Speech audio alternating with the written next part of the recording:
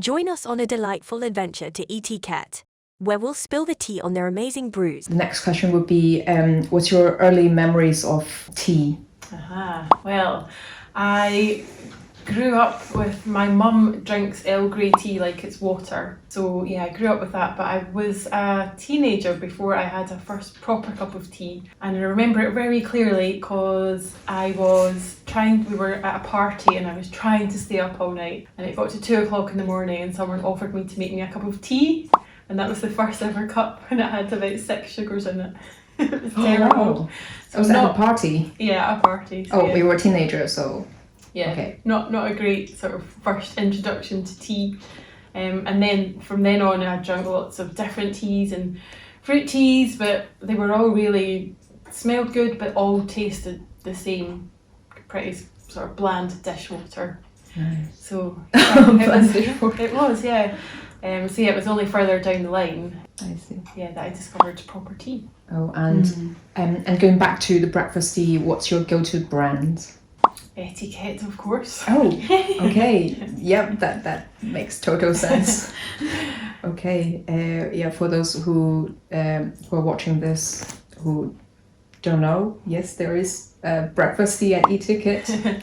Hit the link. So for you and your family, are there any special blends or any specific tea that's like your family or your favorites, your go-to tea when you're at home? We drink lots of different kinds, actually, depending on what's seasonal, what we feel like. So yeah, we really do mix it up a lot. My oldest daughter is obsessed with matcha, so she has her highest grade ceremonial matcha and she goes, I don't know, it's all disappearing. She just drinks so much of it. You mentioned highest ceremonial grade, so it's a really high-end matcha. Straight from Japan. It's Lucky her. Absolutely amazing. Yeah, it's really good. But yeah, it's fun. So, and my youngest daughter, she had loads of friends around recently, and every time they come, they want to make tea, and we make little blends together. So they always go home with little sachets of the tea that they've made, and yeah, it's really fun, and they find it interesting, which is I'm really grateful for that because it's much healthier than juice and fizzy drinks and things. Yeah. Do you know any people who actually put sugar in their herbal tea or in their fruity teas? Yeah, lots of people put sugar in their herbal and fruit teas or just whatever floats their boat really.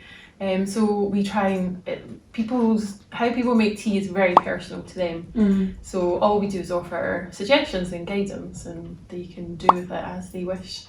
We do, when it comes to sort of single estate and rarer teas, we do encourage people to taste it without anything added first of all and then add it to taste.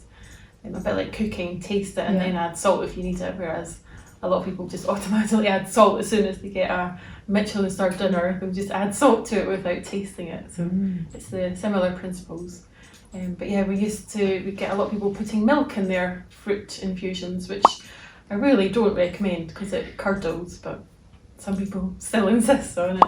What would be your recommendation for maybe that moment during a certain time of the month when you just want to wrap up in a blanket on your sofa and watch TV? Oh, it depends if you want caffeine or no caffeine, but I love an oolong, just like a nice yellow gold oolong or something.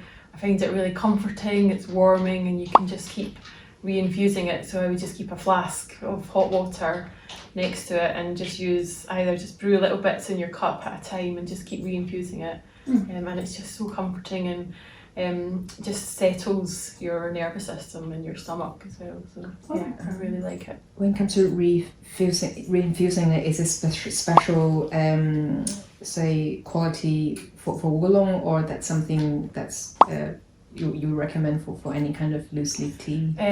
Depends on the quality of tea. So the higher quality, the more times you can infuse it generally. So particularly when it comes to oolongs and green teas, they are the ones that you can really infuse most often. And then a lot of different black teas as well, if you've got sort of high-end single estate black teas. Not so much the likes of breakfast tea, it's more blended to be drunk ones. So most people drink it in a mug or a teapot, so it's a little bit different. It's made with tea dust. No, not necessarily. You can get some amazing breakfast teas or larger leaf. Okay. But generally the smaller the particle size, the stronger the tea is going to be. So okay. But then you can counter that by brewing it for longer. So you can get a really nice strong cup of breakfast tea that's whole leaf. You're getting all the health benefits, all the flavour profiles coming through. Okay. That's the justification for a lot of the teas out there, because when I look at like tea bags, a lot of time my default thing is like probably tea dust. Yeah, well, But it's it really depends. good if you've got a tea bag in the house just to rip it open and actually see what's in it, and you can actually see the little fannings or tea dust, because it has to be that small so it fits into a normal tea bag. Whereas compare it to a whole leaf breakfast tea. So we put their best-selling teas into pyramid tea bags as well, which are all plastic free, made from soil-on material. So they've got more room for the leaves to move around. Do you say soya? Soil-on. Soya. It's a plant-based material. Okay, thank you. That was educational bits for me. That's it. Bye.